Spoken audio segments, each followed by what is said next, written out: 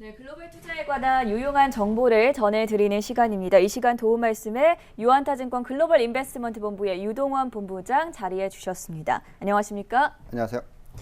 네, 어제 반등했던 미국 증시가 다시 하루 만에 하락으로 전환이 됐습니다. 이에 따라서 일시적인 조정이 아니라 장기 하락장으로 갈 수 있다, 이런 우려도 나오는데요. 본부장님 어떻게 보셨습니까? 네, 이 이야기는 계속적으로 이어질 수 있을 것 같습니다. 제가 과거에도 말씀을 드렸지만 지금 너무 많이 올랐기 때문에 어느 정도 좀 쉬어가는 장세가 나타날 필요가 있다라는 부분 말씀을 드렸는데 지금 그런 현상이 일어나고 있다라고 말씀을 드리겠습니다. 그리고 중요한 부분은 9월 18일이 선물 옵션 만기일이기 때문에 아직까지 일주일이 남았습니다. 그 일주일 동안에 소프트뱅크의 손정희 회장께서 네. 상당히 많은 투자를 그 나스닥이나 이런 기술주에 투자를 했다라는 선물 옵션을 이용해서 투자를 했다라는 얘기가 있기 때문에 이런 상황에서는 아무래도 좀 변동성이 일어날 것 같습니다. 그래서 그런 부분을 감안했었을 때에 9월 18일까지의 어느 정도 변동성 예상을 하셔야 될 것 같고요. 네. 또한 아직까지 지금 민주당과 공화당이 추가적인 지원 부분에 있어서 결정을 못 내리고 있는 상황이기 때문에 이런 상황에서 정치적인 이슈로서의 또 변동성도 이어질 수가 있습니다. 그래서 현재의 지수의 변동성은 어쩔 수 없고요. 그렇지만 전체적인 매크로 숫자들을 보고 있으면 그렇게까지 위기는 아니다라고 말씀을 드리겠고, 그래서 과거 3월에 일어났던 어떤 대폭락장의 시작 이렇게 보실 필요는 없을 것 같고요.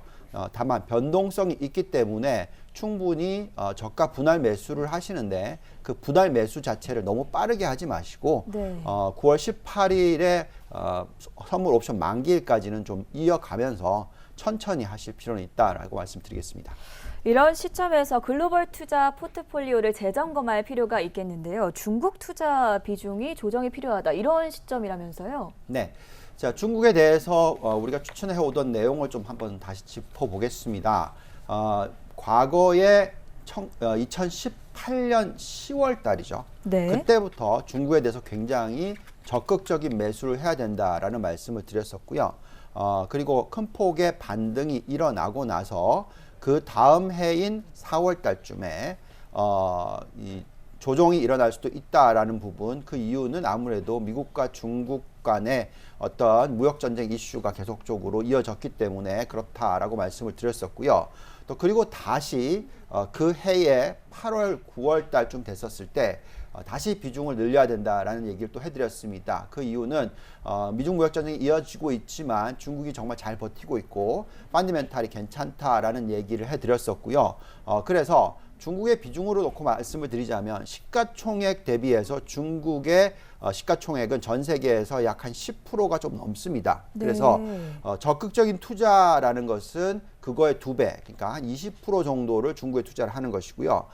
적극적이지 않고 중립적인 것이 10%, 그리고 그것보다 좀 낮게 가져가면 비중 축소라고 말씀을 드리는데 지금 최근 들어서 다시 한번 비중 약간 축소 쪽으로 가고 있습니다.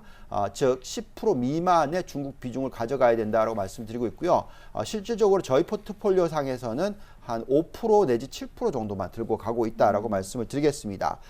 그리고 지금 보시면 이제 심천 시장이 있는데 네. 심천 시장은 그래도 아직은 매력도가 충분히 상존한다라고 말씀을 드립니다. 그 이유는 심천은 아무래도 이 4차 산업혁명 관련된 중소기업들이 많이 포함이 되어 있고요. 그렇다 보니까 현 시점에서는 매력도가 좀 줄기는 했었어도 충분히 있다라고 말씀을 드리겠습니다. 자, 방금 심첨지수 되게 매력도가 있다고 말씀을 해주셨는데 그럼에도 불구하고 중국에 대한 비중을 줄였던 이유도 자세하게 설명해 주시죠. 네. 자, 아무래도 결국은 밸류에이션이 중요한데요. 네. 우리가 항상 돌려보는 잔존가치 모델이란 게 있죠. 한번 보시면 지금 상해종합지수의 상승 여력과 심천종합지수의 상승 여력을 좀 띄워주시면은요. 네. 지금 보면은 상해종합지수의 상승 여력이 거의 없다라고 지금 나오고 있어요. 그래서 그런 부분을 감안하시면 좀 매력도가 떨어진다고 말씀을 드리겠고요. 심천지수는 지금 상승 여력이 좀 남아 있습니다. 한 5%대 정도가 남아 있다라고 나오고 있어서 심천지수에 대해서는 일정 부분 좀 가져가실 필요도 있다라고 말씀을 드립니다. 그 이외에 다른 지표들을 좀 보면서 말씀을 드리겠는데 우선 중국의 10년 국채 금리를 한번 보시면은요. 최근에 큰 폭으로 하락한 이후에 지금 올라와서 다시 거의 3% 가까이 되는 수준까지 올라와 있다라고 말씀을 드리겠고요.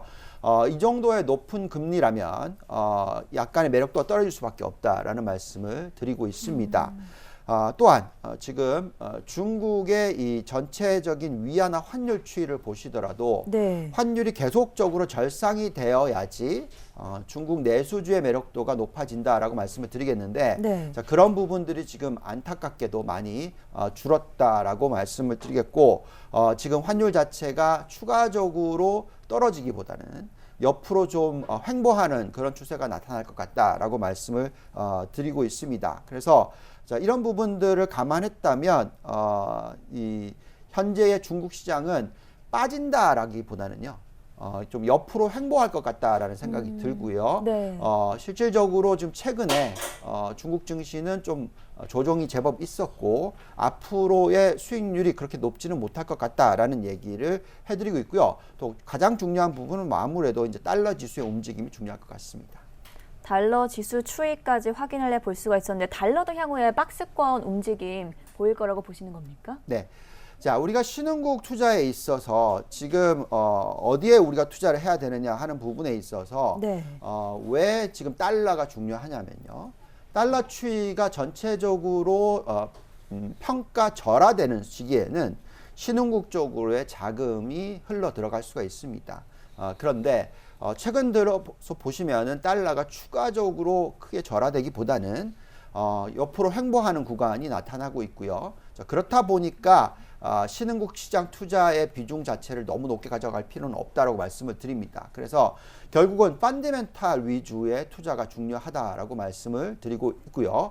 지금 우리가 돌려보는 이제 잔존가치 모델상의 매력도를 국가별로 지금 들여다보면요. 신흥국 중에서 펀더멘탈적으로 봤었을 때 매력도가 있는 국가가 대만, 그리고 멕시코, 베트남 이 정도 세 개 국가가 10%보다 훨씬 높은 상승 여력을 가지고 있기 때문에 우리는 이런 국가들에게 초점을 맞춰야 된다고 말씀을 드리고 있고요. 네. 특히 아까 중국의 비중을 좀 줄인다면 그 줄인 비중을 어디에 투자를 해야 된다라고 말씀을 드리고 있냐면 여기에 나와 있는 대만이 지금 전 세계에서 월등하게 상승 여력이 높다. 39%가 넘게 나오고 있다라고 말씀을 드립니다. 그래서 될 수 있으면 대만 쪽의 비중을 높이는 게 좋겠다라고 말씀을 드리고 있고요. 그렇다면 이 전체적으로의 지금 매력도를 놓고 봤었을 때 대만을 좀 초점 맞추자라는 말씀드리겠습니다. 그렇다면 오늘 종목도 대만과 관련해서 준비를 하셨을 것 같은데요. 어떤 건지 첫 번째부터 확인해 볼까요? 네. 자, 대만 투자에 있어서 아까 중국의 심천 관련돼서는 좀 비중을 줄이는 것이 이제 CNXT라는 ETF 있는데 네. 이 CNXT ETF에 대해서 굉장히 우리가 적극적으로 매수를 해야 된다라고 말씀을 드렸었는데 그 비중을 줄이고 대신 그 비중을 줄인 것을 이 대만 관련 ETF로 투자를 하자라고 얘기를 하고 있어요. 그 대만 관련 ETF가 EWT라는 ETF가 있습니다. 네. 블랙락이 운영을 하고 있고요. 대만에 투자하는 ETF로서 미국에 상장되어 있는 유일한 ETF입니다. 그래서 CNXT를 팔아서 EWT를 사는 것이 적절하다고 말씀을 드리고 있는데 EWT의 매력도는요. 지금 운용 보수가 상당히 낮습니다. 0.59% 정도밖에 되지 않고요. 실질적인 AUM은 상당히 조 단위의 규모로서 굉장히 크다라고 말씀을 드리겠고요. 대만의 총 90개 기업에 분산 투자를 하고 있다라고 말씀을 드리겠습니다. 또한 이 안에는 가장 대표적인 기업인 TSMC가 있는데 이 투자 비중이 전체 22% 정도 된다라고 말씀을 드리겠고요. 전반적으로 대만이 신흥국 시장에서 가장 매력도가 있는 기업이다, ETF다라고 말씀을 드리겠고 그렇기 때문에 이렇게 또 IT 비중이 굉장히 높다라는 부분을 말씀을 드리고 있고 이런 여러 가지 부분들을 감안했었을 때 대만 관련 ETF인 EWT를 투자할 필요가 있겠습니다. 자, 투자 포인트를 놓고 보시면은요. 지금 대만이 어떻게 보면 코로나 조기 방역에 성공을 했죠. 네. 다른 어떤 국가보다도 성공을 했습니다. 그리고 대만 기업들의 EPS 증가율이 다른 나라는 대부분 다 EPS가 하락하고 있잖아요. 그런데 지금 보면 대만 기업은 7.8%의 EPS가 증가, 순이익이 증가를 하고 있다고 보시면 되겠습니다. 그렇기 때문에 이 또 애플에 관련된 기업들이 정말 많아요. 그래서 대만은 전체적으로 정말 매력도가 충분히 있는 그런 부분들을 말씀을 드리겠습니다. 대만에서는 반도체 기업이 아무래도 대표적이다 보니까 ETF로 투자를 할 때는 방금 말씀해 주신 EWT를 선택을 하면 될 것 같고 개별 종목으로 투자를 할 경우에는 단연코 뭐 TSMC겠죠? 네, 그렇습니다. 다른 종목을 하나 말씀을 드리면 당연히 네. TSMC를 투자를 하는 것이 좋겠다라고 말씀을 드리겠습니다. 자, TSMC의 전반적인 기업을 말씀을 드리면 1987년에 설립이 됐었고요. 또한 세계 최대 파운드리 기업이라고 말씀을 드리겠고 또 대만 시총으로서는 1위 기업이다라고 말씀을 드리겠습니다.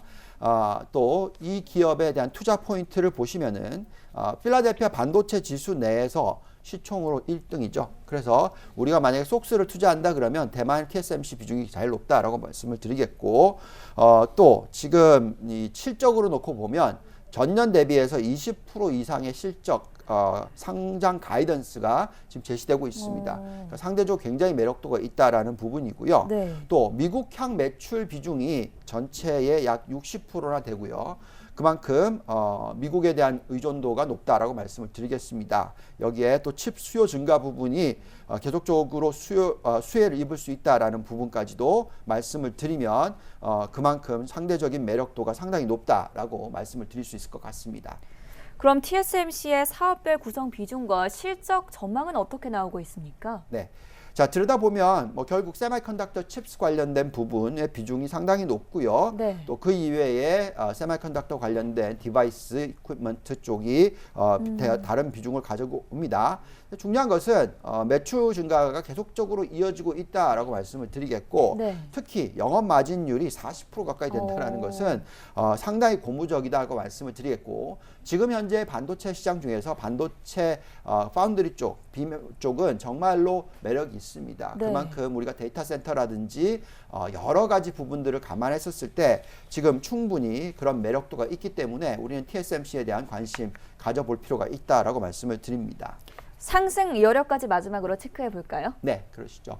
지금 TSMC의 아까 미국 의존도도 높고 또 이익 증가율도 높고요. 밸류에이션 자체도 상당히 매력이 있다라고 판단이 되고 여기에 지금 현재의 잔존 가치 모델상 상승 여력을 짚어보면 상승 여력이 20%대 정도가 나옵니다. 즉 아까 대만이 상당히 높은 상승 여력을 가지고 있고 여기에 대표적인 기업인 TSMC도 상승 여력이 상당히 높게 나오고 있어서 대만 투자에서 아무것도 안 한다 하더라도 대만 대표적인 ETF EWT 그리고 또 가장 큰 시가총액의 기업인 TSMC 이렇게 투자를 하시면 대만에 대한 적절한 어떤 익스포저를 가져갈 수 있다라고 말씀드리겠습니다. 네, 오늘 글로벌 포트폴리오에서는 대만과 관련된 ETF 그리고 구체적인 종목으로는 TSMC에 대해서 자세하게 짚어주셨고요. 지금까지 유한타증권의 유동원 본부장과 함께했습니다. 말씀 고맙습니다. 감사합니다.